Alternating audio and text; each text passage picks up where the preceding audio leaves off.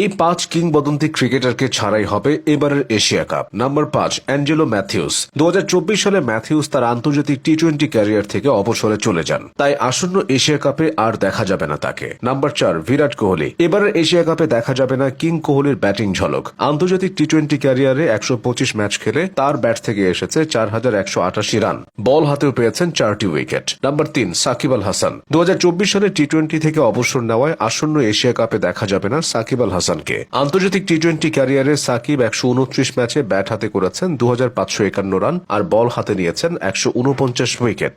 Number 2, Babar Azam. পাকিস্তানের সাবেক অধিনায়ক বাবর আজম থাকছেন না এবারের এশিয়া কাপে। আন্তর্জাতিক টি-20তে বিশ্বসেরা এই ব্যাটসম্যানের 3টি 100 সহ আছে মোট 4223 রান। নাম্বার 1, রোহিত শর্মা। ভারতীয় এই হিটম্যানকে ছাড়াই এবার এশিয়া কাপে মাঠে নামছে ভারত। টি-20তে রোহিত 159 ম্যাচে 4231 রানের পাশাপাশি রয়েছে 5টি 100।